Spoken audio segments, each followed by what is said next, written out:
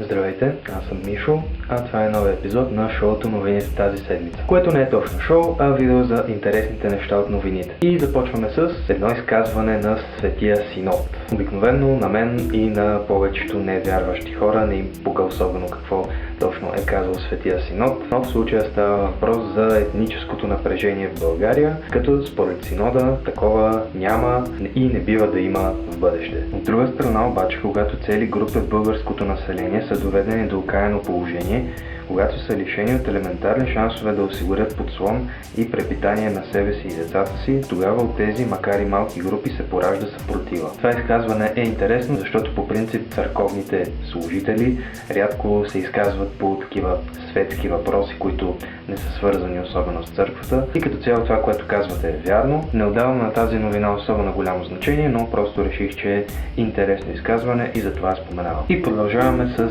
изказването на Нориел Рубини, който е известен американски финансов аналитик, като според него САЩ и еврозоната са в рецесия. По думите му въпросът сега не е дали ще има втора рецесия или не, а дали тази рецесия ще е мека в западните страни или ще прерасне в нова финансова криза. В същото време експерти прогнозират, че ръстът на българската икономика за 2011 ще е 2,2%, а през 2012 2,6%. Прогнозата е на компанията Ernst & Young и като цяло не ми е ясно точно как се получава това, но в статията се говори, че износът и вносът намаляват, инфлацията се увеличава, разходите се увеличават и като цяло не ми е ясно как е възможно, след като общото положение явно ще е по-лошо от миналата година, как е възможно да има такъв ръст. Но продължаваме с новини от Гърция, където протестиращи гърци са блокирали входовете на Министерствата на финансите, вътрешните работи, правосъдието, труда, здравеопазването и земеделието в Атина. Около 200 служители в финансовото министерство са се събрали пред входа на сградата и скандират: "Вземете си помощта и си вървете", което показва, че гръцкият народ все още не се е уморил да си отстоява правата на нормален живот. А от друга страна ме натъжава, защото просто не си представям при подобна ситуация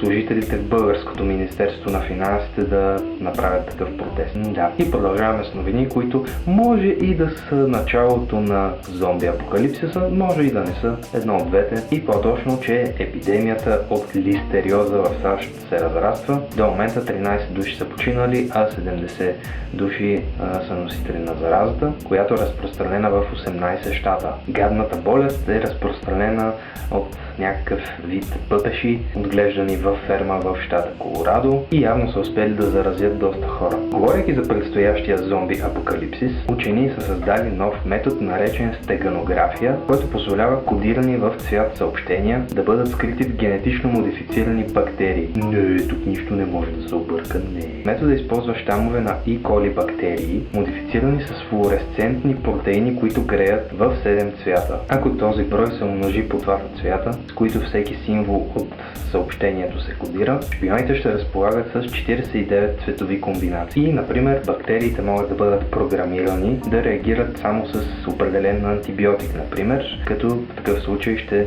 показват съобщението, а ако антибиотика е неправилния, съобщението ще изглежда разбъркано. И съответно съобщението може да се самоунищожи след известно време, тъй като бактериите просто ще спират да светят. Това е едновременно много интересно, но и леко плашещо. Имам един въпрос към учените. Защо по дяволите решихте да си играете точно с щамове на E. coli? Толкова ли нямаше някоя по-безобидна бактерия, която да научите да свети? Тъпи ли сте? И завършвам с интересната новина, че в Бразилия искат забрана на реклама с Жизел Бюндхен Побельо. Министерството поиска от съвета по рекламата да забрани рекламите с супермодела Побельо, които според тях подсилват погрешния стереотип за жените като секс обект. Това е глупаво. Глупаво! Въпросната Жизел Бюндхен е една от най-успешните бразилски модели и не виждам нищо лошо да е обект на каквото и да е по телевизията. Факт е, че днес на жените много повече се гледа като на сексуални обекти, но въпросната реклама изобщо не е толкова фрапираща, колкото някои други. Линк към рекламата, естествено, под видеото. В крайен случай, ако бразилците толкова не щат да гледат Жизел по телевизията, ще им пратим Марта Вачкова и готово.